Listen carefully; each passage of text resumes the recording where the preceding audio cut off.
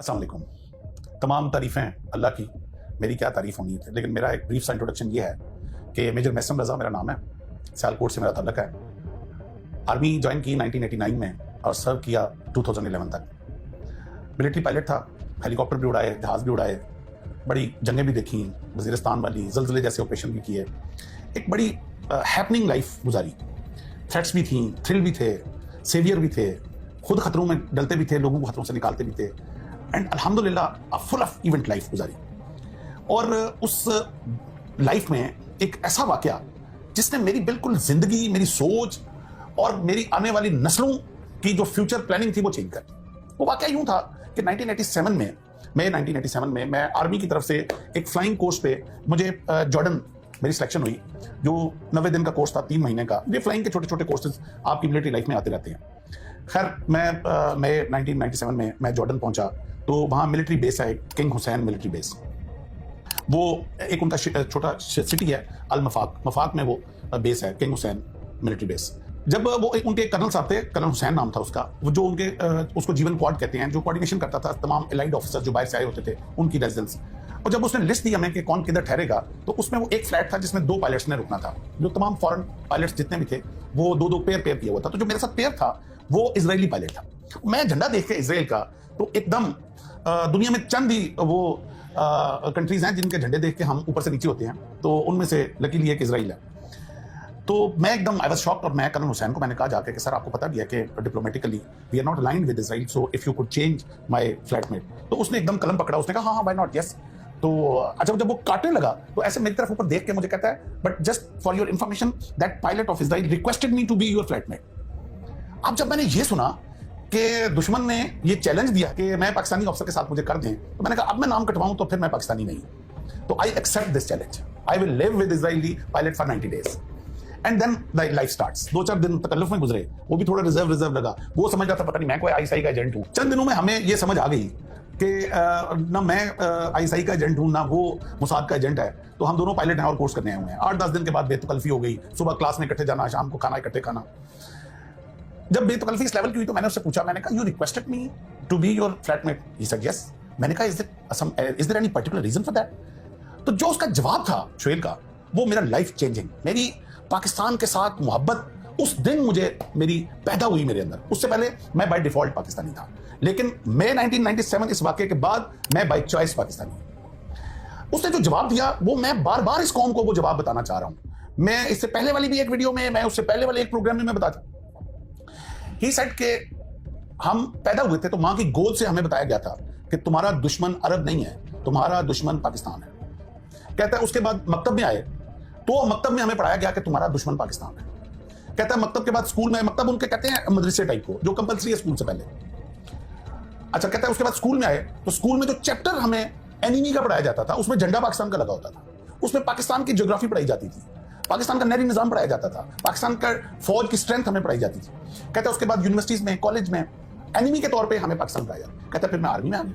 जब आर्मी में आया तो सारी दुश्मन की मिलिट्री स्ट्रेटेजीज जो हैं वो हमें पाकिस्तान की पढ़ाई जाती थी। कहता है जब पैदा होने से लेकर आज तक दुश्मन दुश्मन दुश्मन पाकिस्तान सुनते आए हैं, तो एक मौका मिला कि दुश्मन के साथ 90 दिन गुजारने का, तो वो आर्मी की टर्मिनोलॉजी होती है नो योर एनिमी। तो कहता है नो योर एनिमी का चांस मिला तो why should I miss it.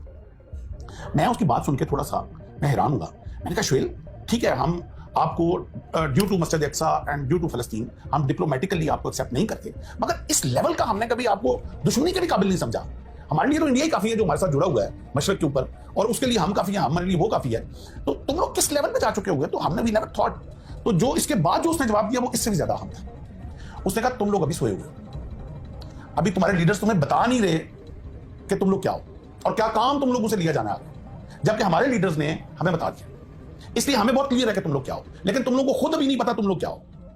और जब मैंने थोड़ा इसरार किया, उसको अनफोल्ड किया, तो उसने कहा कि कभी तुम लोगों ने गौर किया कि पूरी दुनिया का नक्शा ले लो, पूरी दुनिया में 2 कंट्रीज ऐसे हैं जो रिलीजियस आइडियोलॉजी की बुनियाद पर बने हैं, और वो एक पाकिस्तान और एक इजराइल है।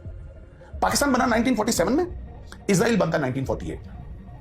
अब what a coincidence, what a coincidence कि 9 महीने के अरसे के अंदर अंदर 2 मुल्क, जो काम जब से दुनिया बनी थी नहीं हुआ था, और वो एक ही 9 महीने के अंदर अंदर वो काम दुनिया में होता है। पाकिस्तान बनता है 27 रमजान को, वो मुबारक ताक रात जिसके लिए हमारा कुरान भी ना अंज़लना पूरी उतरी उसके ऊपर, हमारी सारी दुनिया जानती है। कि वो ताक़त क्या है हमारे लिए। जिस रात फरिश्ते उतरते हैं अपनी रहमत के लिए, खुदा फरमा रहा है, और साथ वो भी अल्लाह का, तुम क्या जानोगे ये रात क्या है। और इजराइल बनता है 1948 में।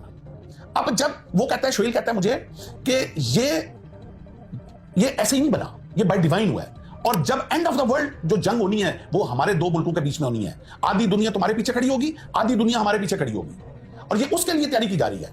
अच्छा, मैं उसकी बातें सुन के मैंने कहा यार ये लंबी छोड़ गया, ये क्या बात कर रहा है। इसके पीछे तो आधी दुनिया खड़ी होगी, वो तो समझ आता है, अमेरिका इसके पीछे यूरोप है, इसको बनाने वाले यूरोपियन है, तो हमारे पीछे कौन खड़ा होगा। तो अब आके वो क्या कहता है, अब आके कहता है कभी तुम लोगों ने गौर किया, ऐसे उसने ना सामने वो एक पेंसिल पड़ी हुई थी जो हम पढ़ रहे थे, ये ड्यूरिंग स्टडी ये हमारी डिस्कशन हो रही थी, उसने पेंसिल पकड़ के ना कहता है तुम लोगों के अंदर ये कैपेबिलिटी नहीं है अभी कि ये पेंसिल बना सको अपने मुल्क में, ये चाइना से इंपोर्ट करते हो, जबकि इस वक्त दुनिया का सबसे लेटेस्ट 3 न्यूक्लियर टेक्नोलॉजी तुम लोग बना के बैठे हो। This is a miracle. तुम लोग अपना शार्पनर चाइना से मंगवाते हो, जबकि इस वक्त तुम फाइटर जेट बना रहे हो, उस वक्त हम प्रोडक्शन शुरू हुई थी, यानी कि वो टेक्नोलॉजी अभी JF-17 अल्हम्दुलिल्लाह अभी तो प्रोडक्शन भी हो गई, और वर्ल्ड लेटेस्ट जो अभी हमारा जहाज है और वो अभी एक्सपोर्ट भी हो रही है। ये मुझे उसने 1977 उसने 1997 बोला, कहता है ये ऐसे ही हो गया, दुनिया की 6ठी प्रोफेशनल आर्मी लेके बैठे हुए हो तुम लोग, और जो कंपटीशन इंटरनेशनल आर्मी का होता है उसमें तुम्हारी फौज नंबर 1 होती है। कहता है ये ऐसे ही हो गया, जबकि तुम लोग इस वक्त IMF के कर्जे के अंदर गुड्डे हुए। ये कौन कर रहा है, ये बाय डिवाइन हो रहा है, somebody is doing it। ये तुम लोगों को खुद नहीं अभी समझ आ रहा, ये जब आखिरी वक्त आना है, जब हम दोनों ने आमने सामने खड़ा होना, तुम लोगों को उस वक्त तुम्हारे लीडर्स ने तुम्हें गाफिल रखा हुआ है, वो बेतकल्लफी की वजह से फरत जज्बात में बोल गया, या कुछ ऐसा भी है कि हम पाकिस्तानी होस्ट बड़े अच्छे होते हैं, मैं उसको अक्सर बाहर खाने के लिए ले जाता था, बिल मैं पे करता था, तो वो हमारी जो अच्छी होस्ट होने की एक काबिलियत है ना, तो शायद उस वजह से वो सच उगल गया मेरे आगे। आप यकीन करें कि वो दिन था जिस दिन, उससे पहले मैं बाय डिफॉल्ट पाकिस्तानी था, लेकिन उसकी बातें सुन के मैं बाय चॉइस पाकिस्तानी हो गया। मेरे सारे रिश्तेदार फॉरेन कंट्रीज में थे, मेरे ससुराल सारा फॉरेन कंट्रीज में था, and they wanted me to settle in USA, and I had all the opportunities to do very good abroad. मेरे पास सब कुछ था, मगर I decided not to leave this country ever ever ever. और मैंने अपने बच्चों को भी कह दिया कि जिंदगी है, खुदा करे कि वो मौका आए, वो आखिरी जंग हमारी जिंदगी में इजराइल के आमने सामने हो, खुदा करे मुझे मौका मिले कि मैं पहली सफ में लड़ रहा हूं, खुदा करे कि वो खिलाफत और वो इमामत जो इमाम मेहदी लेके आएंगे, जो हमारी दज्जाल के साथ जंग हो, वो हमें और मेरी औलाद को मौका मिले कि हम अगली सफों में लड़ रहे हों।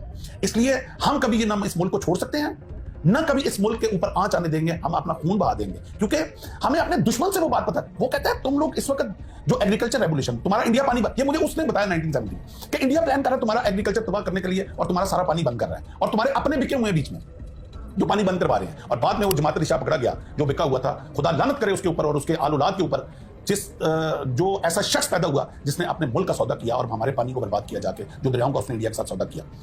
तो भाई ये हबील और कबील की जंग है, ये हक और सच की जंग है, ये डे 1 से जिस दिन इंसानियत बनी है ये जारी हुई, ये जंग जारी रहेगी। अब आपकी चॉइस है, आपने हक के साथ खड़े होना है या आपने बातिल के साथ खड़े होना है। ये जंग आदम के बाद हबील और कबील में जारी रही, ये मूसा और फिरौन में जारी रही, ये नबी करीम सल्लल्लाहु अलैहि वसल्लम और कुरैश के बीच में जंग जारी रही, ये बाद में हुसैन और यजीद की जंग है। ये हक और बातिल क़यामत तक रहेगी। हमने ये फैसला करना है कि मुसीबतों से, ये बिजली के बिलों से, ये नाकस पॉलिटिकल सिस्टम से तंग आके हमने अपनी फौज को गालियां देनी है, हमने अपने मुल्क को गालियां देनी है, और ये गालियां देके हमने जाके बातिल के साथ खड़े हो जाना। और 4 दिन की जिंदगी है यार, कौन सी लंबी जिंदगी लेके आए हो, कौन था यार, कौन हजारों साल जिया है। आज हमसे बड़े बड़े लोग जो पहले पैदा हुए इतनी आसाइशों की जिंदगी जी रहे थे, आज कब्रों में पड़े हुए हैं। 4 दिन की जिंदगी है ये, सिर्फ ये इम्तहान की जिंदगी। आपने हक के साथ खड़े रहते हो या तुम मुसीबतों से तंग आके बातिल की तरफ। जो लोग आज अपनी फौज को गालियां दे रहे हैं, ये चंद लम्हे के लिए करबला की उस जंग और उस आग की तपश को याद कर लें कि जो मुसीबतें उन्होंने उठाई अहले बैत ने, और किस तरह उन्होंने हक के साथ खड़े रहे। खुदा के लिए वो मुझे इल्लामा इकबाल का एक बड़ा खूबसूरत शेर याद आ गया, मीरे अरब को आती है ठंडी हवा जहां से, मेरा वतन वही है, मेरा वतन वही है। ये मेरे आका सल्लल्लाहु अलैहि वसल्लम को ठंडी हवा हमारे मुल्क से आई है। ये है वो फौज जिसने निकलना है इमाम मेहदी के साथ और जिसने दज्जाल के साथ लड़ना है। हमें ये विजन ये इजरायली ऑफिसर ने दे दी थी, उनको पता है कि ये फौज है जिसने लड़ना है। आज चंद जो मकासद हैं, चंद जो पॉलिटिकल सिस्टम की जो रॉन्ग डिसीजंस हैं, उनकी वजह से आके हम लोग अपने मुल्क के खिलाफ हो गए हैं। हमें हमारी जुबान कैसे जेब देती है, वो कट क्यों नहीं जाती जुबान जो अपने फौज और अपने मुल्क के अगेंस्ट बात करे। मैं काफ़ी जज्बाती हो जाता हूँ इस टॉपिक से। मैं चूंकि थोड़ा पढ़ने लिखने का थोड़ा शौक भी है, मैं एक शेर नवाबजादा नसरुल्लाह खान साहब का बड़ा मेरा वो एवर फेवरेट शेर है कि वो पूरी गज़ल है, वैसे तो मैं पढ़ सकता हूँ लेकिन वक्त की किल्लत की वजह से मैं एक शेर पढ़ूंगा कि वो कहते हैं कि कब अश्क बहाने से कटी है शबे हिजरा, कि रोने से रात का गम खत्म नहीं होता। कब अश्क बहाने से कटी है शबे हिजरा, कब कोई बला सिर्फ दुआओं से टली है, ये बलाओं से टलने वाली, दुआओं से टलने वाली बला नहीं है। ये जो हमारे उलमा आके खड़े हो जाते हैं ना कि अल्लाह इजराइल को तबाह कर दे, अल्लाह फलस्तीनियों को तू मदद फरमाओ, भाई ये दुआओं वाला काम नहीं है। ये प्रैक्टिकली फील्ड में आके प्लानिंग, विजन, ये बड़ा स्ट्रेटजी वाला काम है। और मैं आखिर पे मैं ये मेरा सारा टॉपिक जो है ना इनकम्प्लीट रहेगा अगर मैं एक शख्स का नाम ना लूं जिसमें मैं पूरा पिछला प्रोग्राम कर चुका हूं। David Ben Gurion, 1948 first prime minister of Israel. वो शख्स वजीर आजम बनता है, पहला इजलास होता है इजराइल में, और पहले इजलास में जो अपनी तकरीर करता है उसमें क्या बकवास की उसने, वो मैं आज आपको वर्ड टू वर्ड इस प्रोग्राम में सुनाऊंगा। और अब सोचें कि उस कौम का वजीर आजम बना जो मेरे आका सल्लल्लाहु अलैहि वसल्लम ने जंगे बदर में जिनको धकेला, बदर से 1400 साल धक्के खाते रहे, दर बदर धक्के खाते रहे, इनको ठिकाना नहीं मिला। यूरोप ने पहली और दूसरी जंग अजीम के बाद प्लानिंग करके इनको एक ठिकाना दिया फलस्तीन के अंदर, और जब इनको छत मिली, जिस दिन छत मिली उस दिन डेविड बेन गुरियन पहले इजलास में क्या बकवास करता है, मैं वर्ड टू वर्ड उसको कोट अनकोट करूंगा। He said the word Zionist movement should not be neglectful of the dangers of Pakistan to it, and Pakistan now should be its first target. ये 1948 में ये कह रहा है। For this ideological state is a threat to our existence, and Pakistan, the whole of it, hates the Jews and loves the Arabs. This lover of Arabs is more dangerous to us than the Arabs themselves. For that matter, it is most essential for the word Zionism that it should not take immediate steps against Pakistan. Whereas the inhabitants of the Indian Peninsula are Hindus whose hearts have been full of hatred towards Muslims. Therefore, India is the most important base for us to work there from against Pakistan. It is essential that we exploit this base and strike and crush Pakistanis, enemies of Jews and Zionism, by all disguised and secret plans. Every word is notable in this. और आखिर पे वो लिखता है by disguised and secret plans. फिर वो लिखता है हिंदूज के साथ जुड़ जाओ। आज क्या हो रहा है? कौन नहीं देख रहा इस वक्त इंडिया का और जो इजराइल का आपस में कोलैबोरेशन है? आज जो फास्फोरस फलस्तीनियों के ऊपर फेंका जा रहा है वो इंडिया से एक्सपोर्ट हुआ है। कौन नहीं जानता? खुदा के लिए पाकिस्तानियों, खुदा के लिए मुसलमानों इकट्ठे हो जाओ। जब दुश्मन इकट्ठा हो सकता है पाकिस्तान के लिए, तो तुम लोग अपने लिए इकट्ठे क्यों नहीं हो सकते? This is high time. वातसिमू बिहब्लिल्लाह जमीअन वला तफर्रकू। हमें एक झंडे के नीचे वापस इकट्ठे होना है। यही हमारी बका है और यही अल्लाह ताला हमसे चाहता है। इसके साथ ही मैं आपसे इजाजत चाहूंगा। बहुत शुक्रिया। Let's go to the third question, and that would be, what is the biggest problem facing the next generation, and what should we do to solve it today? I said that the greatest mission that we have is to prevent a militant Islamic regime from meeting up with nuclear weapons, or from nuclear weapons meeting up with a militant Islamic. The first is called Iran. The second is called Pakistan. President Obama's speech, and you said, that Pakistan is the new target. However, he's saying that Pakistan and the United States have to have this important partnership. What's going on there then? The goal, once again, is to destroy Pakistan as an energy corridor between Iraq, Iran, other countries in the Middle East that produce oil, and China, because that's where a pipeline could go. The pipeline could start in Iraq, it could go to Iran, it can go up through Pakistan, cross the Himalayas, above Kashmir, go into China. This would be oil going towards China and Chinese economic influence coming into the Middle East and essentially cutting out the Anglo-Americans. And how is that going to happen, the destruction of Pakistan?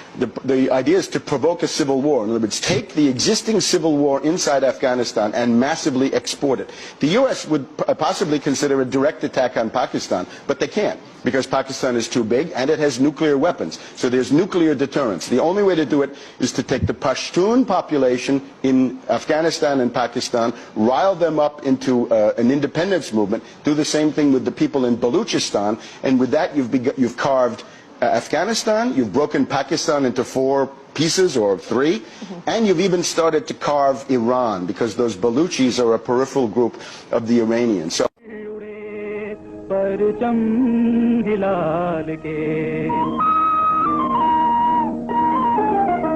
हम लाए हैं तूफान से कश्ती निकाल के, इस मुल्क को रखना मेरे बच्चों संभाल के।